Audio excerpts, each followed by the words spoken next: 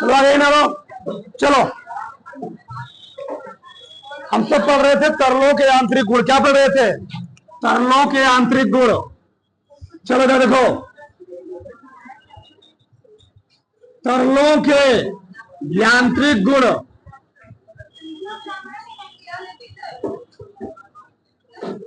यह तरलों का प्रवाह। चलो देखो,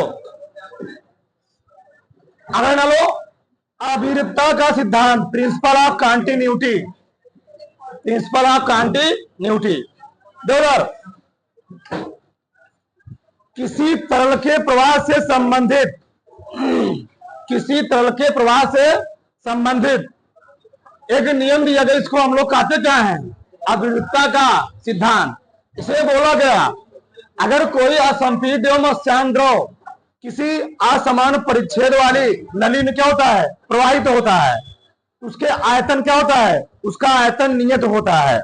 मतलब उसके प्रत्येक भाग पर, उसके अनुप्रस्थ काट के प्रत्येक भाग पर जो द्रव का प्रवाह होता है क्या होता है? द्रव के प्रवाह का आयतन क्या होता है? नियत होता है, कांस्टेंट होता, बदलता नहीं है।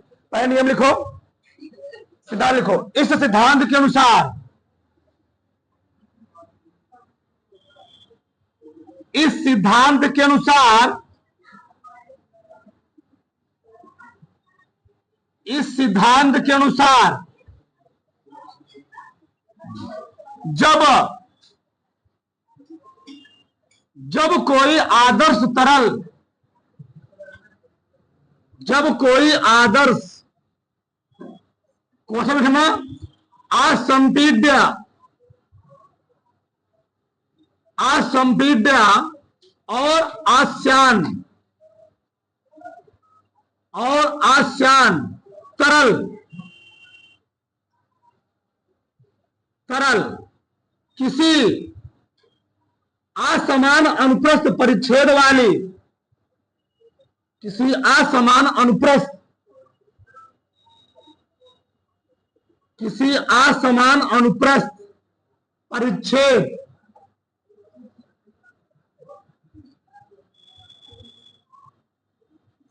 से जब कोई आदर्श यानी असंपीड और श्यान तरल किसी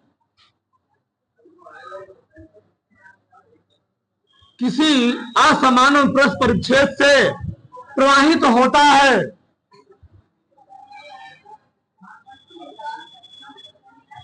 प्रवाहित होता है, प्रवाहित होता है, तो नली में प्रत्येक बिंदु पर, तो नली में,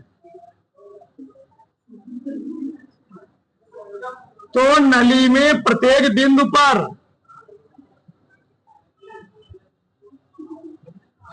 अनुप्रस्थ परिच्छेद का क्षेत्रफल, अनुप्रस्थ परिच्छेद का क्षेत्रफल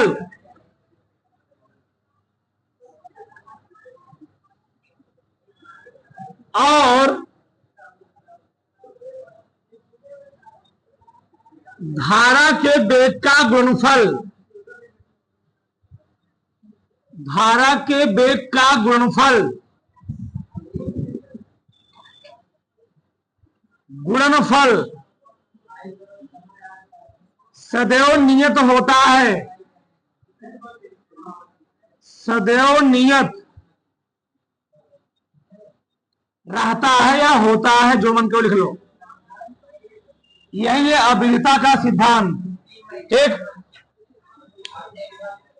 नियम क्या है? जब कोई आदर्श यानी असंपीड्य व श्यान तरल किसी असमान अनुप्रस्थ परिच्छेद से प्रवाहित होता है, तो नली में प्रत्येक बिंदु पर क्या होता है? अनुप्रस्थ परिच्छेद का क्षेत्रफल और धारा के वेग का गुणनफल क्या होता है? सदैव नियत होता है। अर्थात हम कह सकते हैं, माना, माना यदि नली का क्षेत्रफल A था उसमें से प्रवाहित तरल का वेग v हो तो उसमें से प्रवाहित तरल का वेग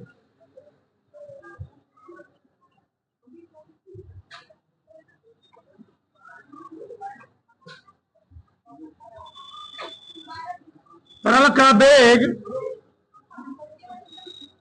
वेग v हो तो क्या बोला गया? अविरता के सिद्धांत में क्या बोला गया? अविरतता के सिद्धांत के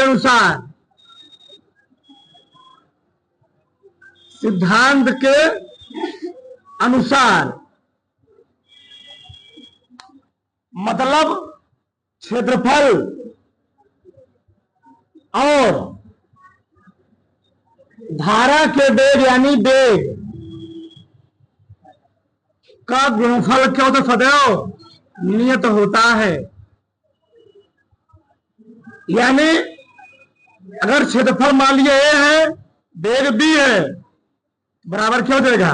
नियत। क्या हो जाएगा? नियत। ये चीज है। इसका मतलब समझो, हम लोग जानते हैं किसी पाइप में तरल, मान लो कोई तरल प्रवाहित हो रहा है, कोई धारा प्रवाहित हो रही है,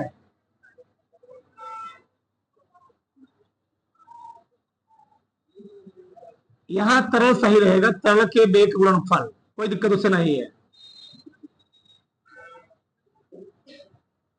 देवदार, मान लो कोई पाइप है, कोई नली है, उस पाइप में कोई तरल, यहां पर उसका वेग असमान और प्रस्थ परिच्छेद, मतलब एक समान क्षेत्रफल नहीं होना चाहिए, उसका क्षेत्रफल दोनों सिरों पर अलग अलग होना चाहिए। क्षेत्रफल यहां पर अलग है और यहां क्षेत्रफल क्या है? अलग है। यहां क्षेत्रफल पाइप का ज्यादा है, यहां क्षेत्रफल पाइप क्या है? कम है। असमान अनुप्रस्थ परिच्छेद क्षेत्रफल नहीं रहेगी तभी यह नियम लागू होगा, अगर असमान रहेगी तो नहीं लागू होगा। क्यों? यहां पर क्षेत्रफल ज्यादा है तो वेग क्या रहेगा? कम रहेगा।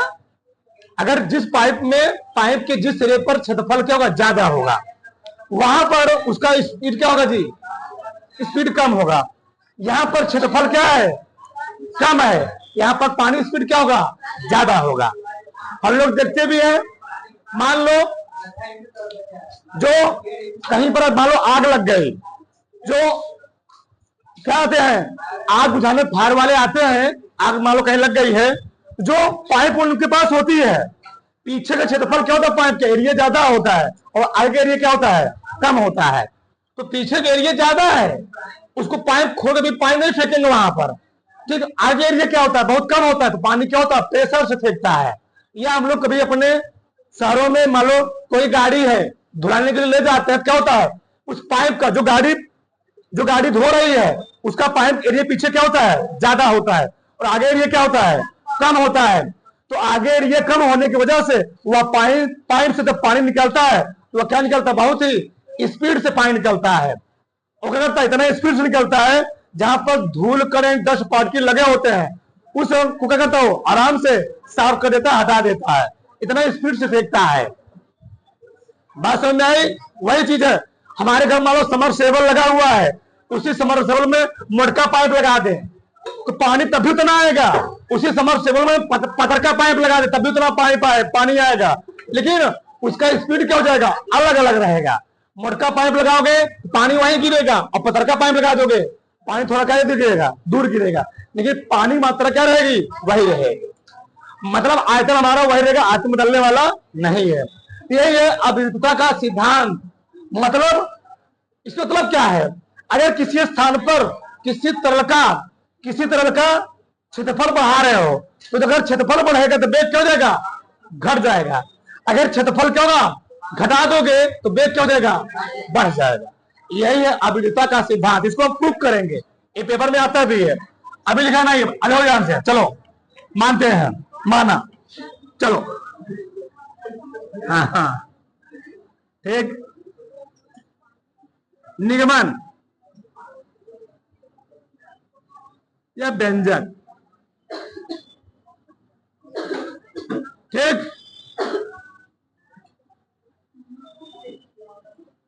देखो समझो पहले, मान ले रहा हूं,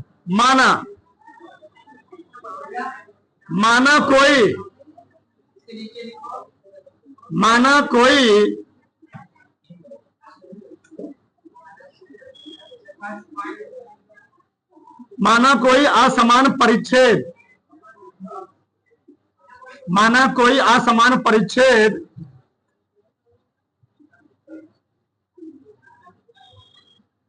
नली एक्स वाई है।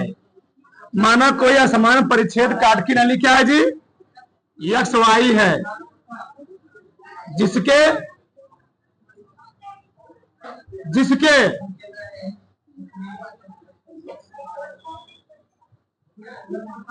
एक्स सिरे पर, जिसके एक्स सिरे का क्षेत्रफल A1, वह वेग क्या है, V1, शॉर्ट कम लिख रहे हैं, वह वेग V1 तथा वाई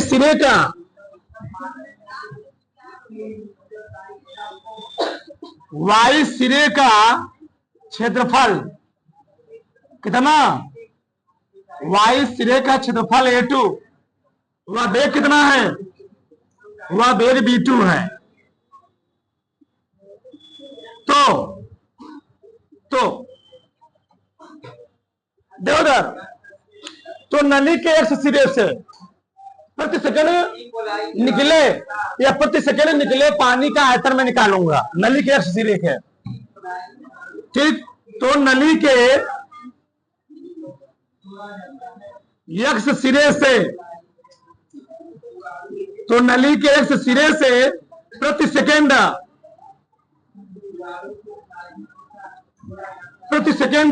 प्रवाहित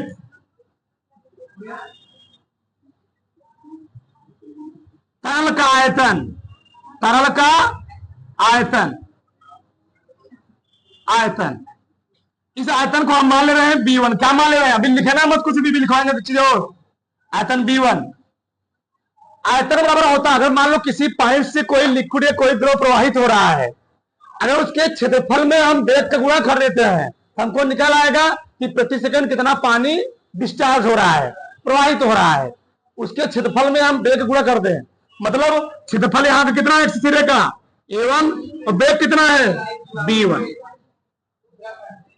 तो नली के एक्स सिरे से प्रति सेकंड प्रवाहित तरल का आयतन कितना हो गया, B1, ठीक, इतना हो गया। मान लो कितना द्रव्यमान निकला, आयतन कितना होगा जी, A1 गुणे B1। अरे भैया A1 मतलब क्षेत्रफल मात्रा क्या होता है, मीटर स्क्वायर, ये क्या है, वेग, ये क्या होता है, मीटर प्रति सेकेंड। सही चल रहा है, नहीं सही चल रहा है। तो A1 गुणे क्या हो गया, B1, ये आयतन हुआ, ठीक। तो नली के एक्स सिरे से प्रति सेकंड प्रवाहित तरल का आयतन कितना हो जाएगा, B1 बराबर AB है, आयतन B दिखाना, V, A1 गुणे क्या हो गया, B1, क्योंकि B1 क्या होता है, A गुणे V होता है। बात समझ में आया, प्रति सेकंड में बात किया, कहां पर क्यों, 1 सेकंड में। अब यहां पर एक सिरे पर मान लेता हूं जो तरल का द्रव्यमान है, तुम लोग जानते हो द्रव्यमान बराबर क्या होता है, हम लोग जानते हैं घनत्व और क्या हो जी, द्रव्यमान बटे आयतन, घनत्व और द्रव्यमान बटे आयतन होता है ना, बताओ। तो द्रव्यमान बराबर क्या हो जाएगा, आयतन गुणे घनत्व, आयतन गुणे घनत्व हो जाएगा, यानी B बराबर क्या होता है, रो गुणे नहीं द्रव्यमान, m बराबर आयतन B गुणे रो हो जाएगा।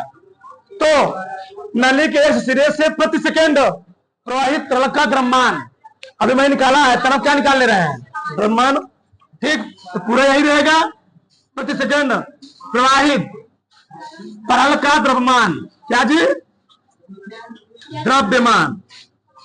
बताओ द्रव्यमान क्या होगा, द्रव्यमान क्या निकालेगा हम लोग, मान लो यम, कितना हो गया यम, चलो, जब मान लिखोगे क्या लिखोगे? आयतन गुणे, आयतन गुणे घनत्व।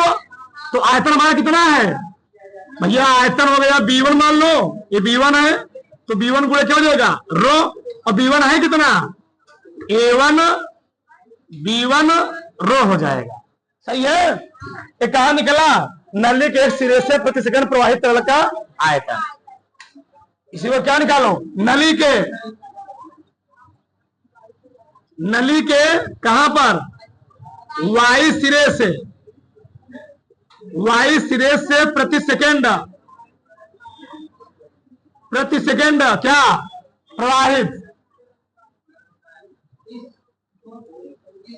प्रवाहित तरल का आयतन। क्या लिखेंगे बताओ? B2। क्या लिखेंगे?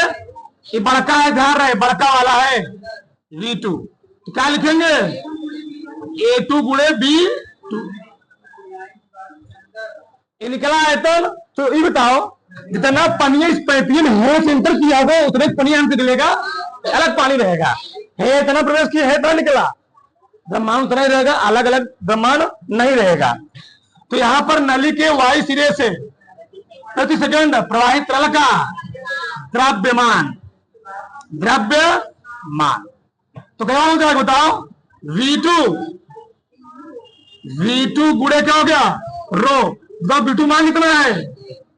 A2 V2 इंटू, अरे भैया पानी घन तो क्या होता है? रो होता है। हर जगह पानी की दृष्टि समान ही रहेगा, क्योंकि एक ही चीज भर रहा है, अलग अलग इसमें चीज नहीं भरे हुए हैं। एक ही लिक्विड भरा गया है, द्रव मान लो, द्रव है, पानी है, तो उसका घनत्व कितना है? मान लिया रो है। सही है। अब बताओ, यह है समीकरण 1, यह है समीकरण 2। ये बताओ, अगर मानो नीचे से पाइप से पानी, अगर मान लो 100 लीटर प्रति मिनट आ रहा है नीचे से, तो क्या यहां से पानी 100 लीटर प्रति मिनट नहीं निकलेगा? निकलेगा।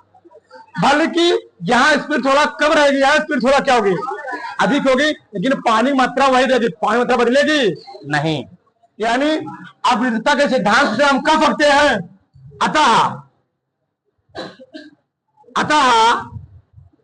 अविरतता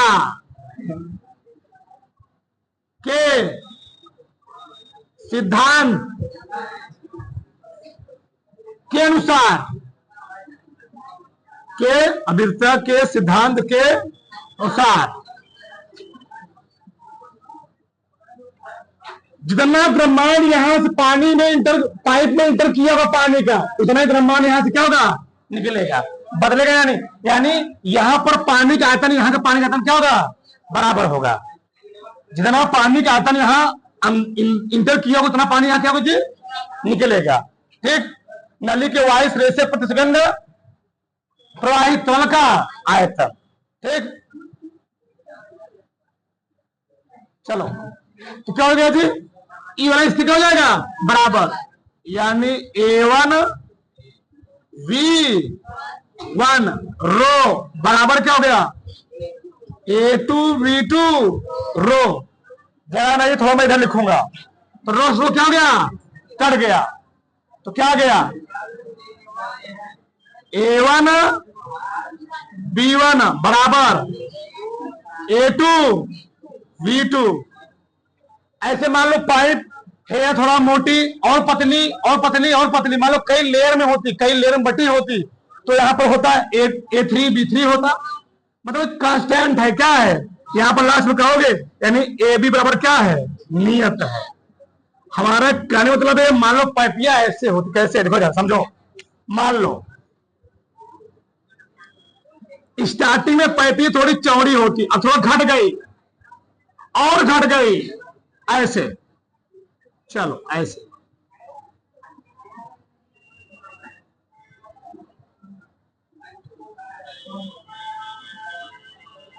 अब समझ में? ठीक। यहां पर ऐसे, यहां पर क्षेत्रफल कितना होता? A1 बेग कितना होता? यहां पर क्षेत्रफल कितना होता? A2 बेग कितना होता? यहां का क्षेत्रफल कितना होता? A3 बेग कितना होता? V3। तो अलग अलग हो गए। मान लो पाइप ऐसे हो गए, ऐसे, तो बोलो मत, इधर देखो, जितना पानी की मात्रा यहाँ होगी तो वही पानी मात्रा यहाँ होगी, वही पानी मात्रा यहाँ होगी। ये नहीं कि अगर पाइप है, पाइप मान लो समरसेबल मशीन में लगा हुआ है, पाइप तुम चाहे ऊपर कितना मोटा फिर पतला फिर उससे पता लगा दो, जितना पानी नीचे से आ रहा है निकलेगा लास्ट इतना ही, चाहे भले पाइप क्या मोटा हो चाहे पतला पाइप कुछ भी हो, ये पानी डिस्चार्ज कितना होगा, पानी की मात्रा प्रति सेकंड डिस्चार्ज उतना ही होगा, अलग अलग नहीं होगा। एक खींच रहा है 500 लीटर निकलेगा 100 लीटर पानी निकलेगा उतना ही, भले यहाँ प्रेशर क्या रखा जी, यहाँ का प्रेशर अलग अलग हो। यही है क्या, यही है आवृत्ति का सिद्धांत। यानी इसी नियम को हम लोग सार्थक कर सकते हैं। इस सिद्धांत के अनुसार किसी तरल का आयतन क्या होता है, हमेशा क्या होता है, नियत होता है, क्योंकि क्षेत्रफल और वेग गुणनफल को हम लोग कहते क्या है, क्षेत्रफल और वेग गुणनफल को हम लोग कहते हैं आयतन, क्या बोलते हैं, आयतन। तो इस सिद्धांत के अनुसार किसी असमान परिच्छेद वाली काट वाली क्षेत्रफल की नली में, किसी असमान परिच्छेद क्षेत्रफल की नली में तरल का आयतन जो होता है क्या होता है, सदैव नियत होता है। तो इसको पहले लिख लो पूरा, फिर लास्ट में लिखवा देंगे इसको हम पूरा से पूरा। चलो आगे देखो, चलो सबका हो चाहिए। आगे हम लोग पढ़ेंगे प्रवाहित तरल की ऊर्जाएं। देखो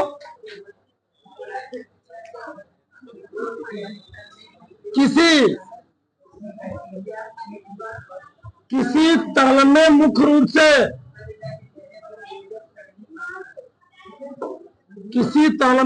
रूप से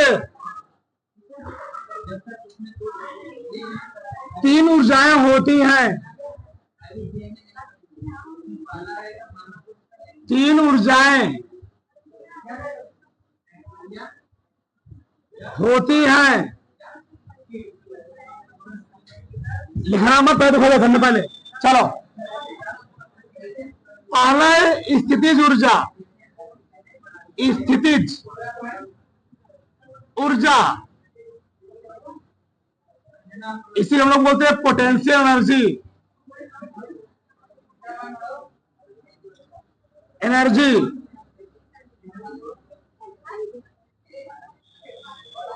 बहुत ध्यान समझदार देखो, किसी तरल में उसकी किसी विशेष स्थिति के कारण कार्य करने की जो ऊर्जा संचित होती है उसको हम लोग कहते क्या है, स्थितिज ऊर्जा। ठीक, तो लिखो इसमें, किसी तरल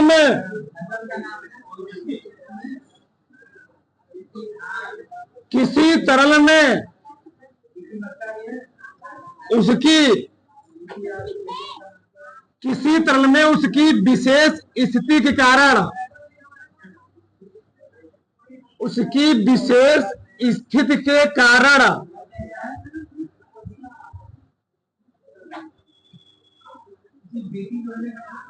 जितना ऊर्जा संचित होती है, जितना ऊर्जा संचित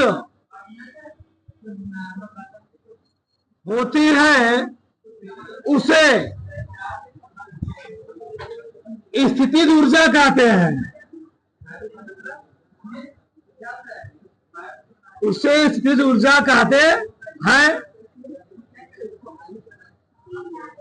तो किसी तरल में उसकी विशेष स्थिति का जितना ऊर्जा क्या होती थी, संचित होती है, उसको हम लोग कहते क्या है, स्थितिज ऊर्जा। इधर देखो पहले लिखो मत। तो तरल की जो स्थितिज ऊर्जा होती है, तरल की स्थितिज ऊर्जा अभी तो जाएगा mgh, बर्थडे किससे नाम देंगे, v से। v क्या है, आयतन। b क्या है, आयतन। अब बताओ v, ये समझो, किसी तरल की स्थिति ऊर्जा कितनी होती है, mgh, ऊंचाई पर डिपेंड करती है। ठीक, किस पर डिपेंड की, ऊंचाई पर। अब एकांक आयतन की जब लिखेंगे तरल की स्थितिज ऊर्जा हम लोग क्या करेंगे, उसमें v से भाग देंगे। अब बताओ m अपान b को हम लोग कहते क्या है, घनत्व। घनत्व क्या होता है, द्रव्यमान बटे आयतन, यानी हो जाएगा रो जी एच। तो अगर हमसे पूछा जाए किसी तरल के एकांक आयतन की या एकांक आयतन के तरल की ऊर्जा कितनी होती है? रो जी एच। ये फार्मूला के बड़ा काम देगा। ये पहले वो भी लिखना मत। एकांक आयतन बोला है, बोला तो एकांक द्रव्यमान बोला होता यम से भाग देते, एकांक भार बोला होता यम जी से भाग देते। हमको एकांक द्रव्यमान से लेना देना है। ठीक, आगे देखो दूसरा होता है गतिज ऊर्जा। क्या जी अभी लिखना नहीं है? गतिज ऊर्जा, काइनेटिक एनर्जी लिखना मत अभी, देखो काइनेटिक एनर्जी। तो काइनेटिक एनर्जी क्या होता है? किसी तरल के वेग के कारण, किसी तरल के वेग के कारण उसमें जो ऊर्जा क्या होती है? उत्पन्न होती है। उसको हम लोग कहते क्या है? हाँ, किसी तरल के प्रवाहित होने से, किसी तरल के प्रवाहित होने से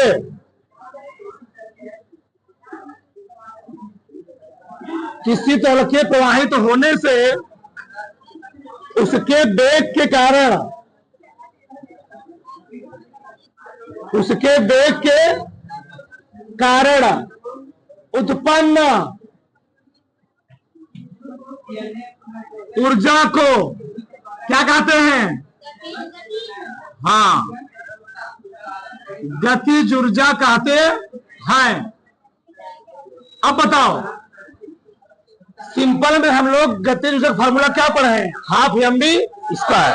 मतलब तरल की जो गतिज ऊर्जा होगी, एक minute,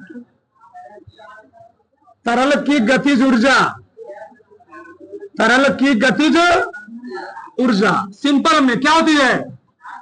half m B, B है, बी फॉर बे, लेकिन हम यही लिख देंगे एकांक आयतन के तरल गतिज ऊर्जा। तो किसे भाग देंगे? बी से भाग देंगे। एकांक आयतन के, एकांक आयतन के तरल की, एकांक आयतन के तरल की गतिज ऊर्जा। तो क्या करेंगे जी? इसी में बी से भाग देंगे। 1/2 एम बी स्क्वायर बटे किसे भाग देंगे? भी बड़का आयतन से। अब बताओ एम अपान भी क्या होता है? रो। तो क्या आ जाएगा? 1/2 रो जी, नहीं, रो बी स्क्वायर। बहुत बड़ी चीज है, ध्यान रहे। इस ऊर्जा को, इस एकांक आयतन के तरल की स्थिर ऊर्जा को हम लोग कहते हैं, अभी बताएंगे, लिखवाएंगे इसको लास्ट में। ठीक, तो एकांक आयतन के तरल की गति ऊर्जा कितनी आ गई? 1/2 एम रो बी स्क्वायर। अगला होती दाब ऊर्जा। क्या होती जी? दाब ऊर्जा। तीसरा दाब ऊर्जा, प्रेशर एनर्जी, प्रेशर एनर्जी।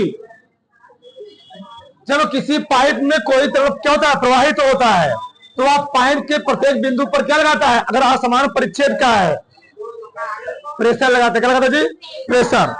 तो किसी तरल के प्रवाहित होने से, मतलब कोई तरल जो प्रवाहित हो रहा है, वह जितना दाब लगाता है उसको हम लोग कहते क्या है?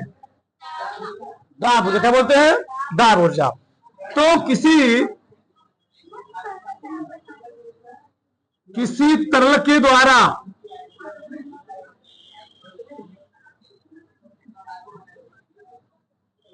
असमान परिच्छेद, किसी तरल के द्वारा समान परिच्छेद क्षेत्रफल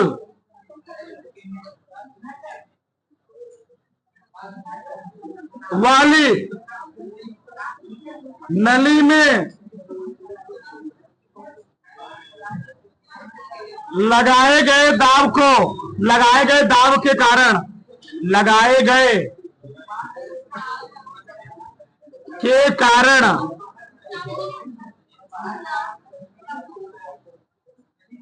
जितना ऊर्जा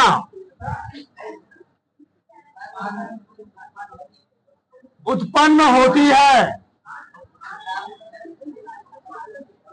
उत्पन्न होती है उसे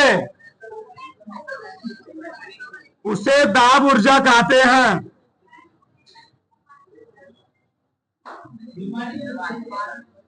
क्या कहते हैं जी? दाब ऊर्जा। अब देखो इधर, दाब ऊर्जा हम लोग कैसे निकालते हैं? क्योंकि जो दाब होता है, प्रेशर होता है, किसी तरल पर जो प्रेशर लगाते हैं उसके कार्य क्या होता है? लगभग बराबर होता है। देखो यार, हम लोग जानते हैं कार्य बराबर क्या होता है? बल गुणे विस्थापन। बल गुणे विस्थापन, बोलना मत, बल गुणे विस्थापन।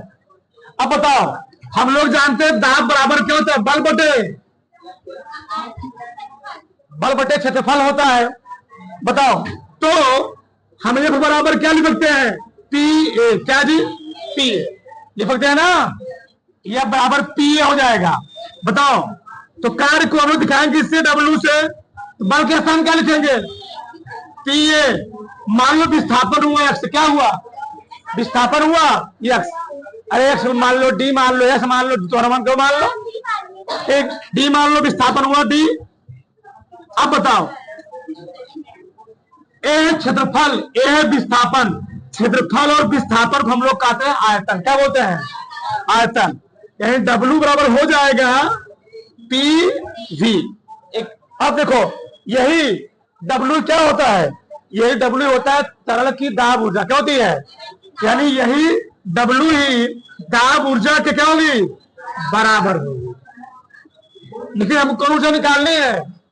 हमको निकालना है एकांक आयतन के तरल की दाब ऊर्जा। तो क्या करेंगे? इसमें बी से भाग देंगे। क्या लिखता हूं? एकांक आयतन के तरल की दाब ऊर्जा। जब एकांक आयतन लिख दोगे, बताओ क्या लिखोगे? तब पी बराबर, मान पी लिख रहे हो, तो पी बी बटे क्या? बी से भाग दोगे ना, तो क्या देगा? बी से बी क्या हो गया? तो क्या देगा? पी आ जाएगा। यानी एकांक आयतन के तरल की दाब ऊर्जा कितनी हो जाएगी? पी हो जाएगी। इतना समझ में आई? इसको फैक्ट से सब उतार लो, यानी तुमको काम देगा सब। ठीक,